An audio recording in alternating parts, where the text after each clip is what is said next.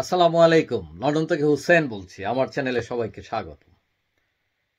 আপনারা জানেন যে বাংলাদেশে যে কোটা বিরোধী আন্দোলন হয়েছে, প্রায় 200 লোক নিহত হয়েছে, আগুন জ্বালাও পোড়াও, প্রচুর লোক আহত হয়েছে, ইন্টারনেট সেবা নেই, মোটামুটি বাংলাদেশ বিচ্ছিন্ন।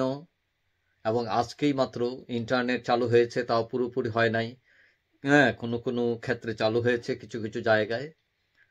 এখন কথা হচ্ছে, আরেকটি খবর হচ্ছে, আপনারা জানেন এই ব্রিটেনে প্রচুর বাঙালি বসবাস করেন এবং এখানে 4 জন এমপি হয়েছেন বাঙালি, এবং তাদের মধ্যে টিউলিপ সিদ্দিক এবং রুশনার আলী, তারা মন্ত্রিত্ব পেয়েছেন এই দেশে, এবং 4 জনই এদেশের লেবার পার্টির থেকে নির্বাচিত হয়েছেন। এখন এই যে 4 জনের একজন হচ্ছেন আফসানা বেগম এমপি। তিনি মূলত বাঙালি এরিয়া থেকেই পাশ করেছেন।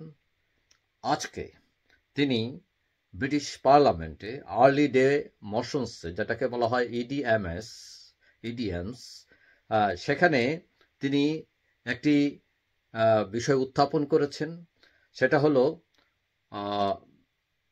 বাংলাদেশের ছাত্র হত্যা এবং তাদের নাগরিক অধিকার নিয়ে যে বিষয় উত্থাপন করেছেন ব্রিটিশ হাউস অব কমন্সে, এবং সেখানে 9 জন এমপি স্বাক্ষর করেছেন। এখন তার আগে বলি যে এই জিনিসটা কি। আসলে কোনো একটা বিশেষ বিষয়ের উপর বা মানুষের অধিকার থেকে বঞ্চিত হয়, বা অথবা যে কোনো বিতর্কে অংশ নেওয়ার জন্য, অথবা পাবলিক ইন্টারেস্ট আছে, অথবা মিডিয়ার কাভারেজ পাওয়ার জন্য কোনো উদ্যোগ নিলে সেটা হলো আর্লি ডে মোশনস, সেটাকে বলা হয়।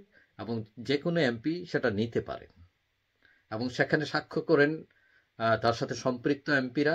তবে বেশিরভাগ ক্ষেত্রে দেখা যায় এখানে 2 জন 4 জন 5 জন এমপি স্বাক্ষর করেন, এবং কিছু বাধ্যবাধকতা আছে।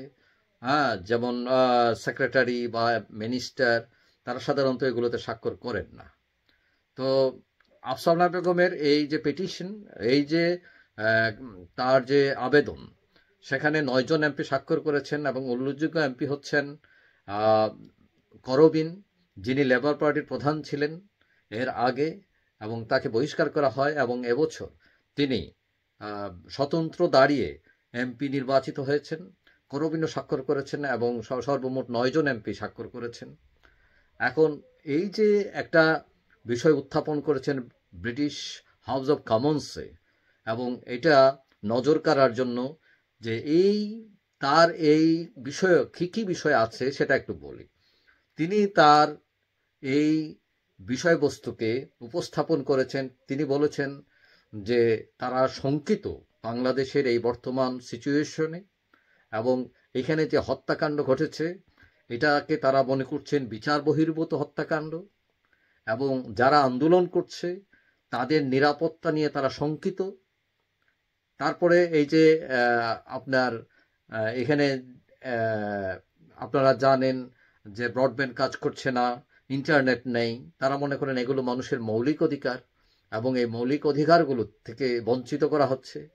তারা চাচ্ছেন যে মানুষের যে মৌলিক অধিকারগুলো সেগুলো যাতে প্রতিষ্ঠা পায়, মানুষ নিরাপত্তা পায়, হত্যা বন্ধ হোক, মানুষ শঙ্কিত না হয়ে মানুষ যাতে স্বাভাবিকভাবে জীবনযাত্রা করতে পারে, সেই বিষয়গুলোর উপর আফসানা বেগম গুরুত্ব দিয়েছেন। এখন কথা হচ্ছে এটার ইম্প্যাক্ট কিছু না কিছু হলেও আছে। এটা বাংলাদেশের ব্যাপারে একটা নেগেটিভ ইম্প্যাক্ট আসবে। এখন আপনারা বলতে পারেন তাহলে উনি এটা উত্থাপন করতে গেলেন কেন? আরো 3 জন তো উত্থাপন করেন নাই বা সাইন দেন নাই।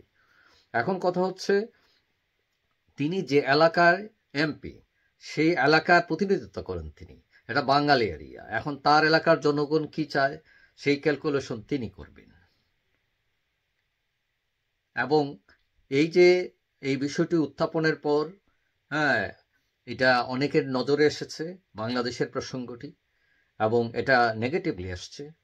এখন আমরা চাই তিনি যে উদ্দেশ্যেই দেন না কেন, যেহেতু দেশ উঠে দাঁড়ায়, আমাদের মানুষের যেন নিরাপত্তা বিঘ্নিত না হয়, আমাদের মানুষ যাতে তার অধিকার নিয়ে বসবাস করতে পারে, যাই হোক, সবাই ভালো থাকবেন। আর যারা আমার চ্যানেল সাবস্ক্রাইব করেন নাই, ইচ্ছা করলে করতে পারেন, তাহলে পরবর্তী ভিডিও আপনার কাছে অটোমেটিক চলে যাবে। সবাই ভালো থাকবেন। আল্লাহ হাফেজ।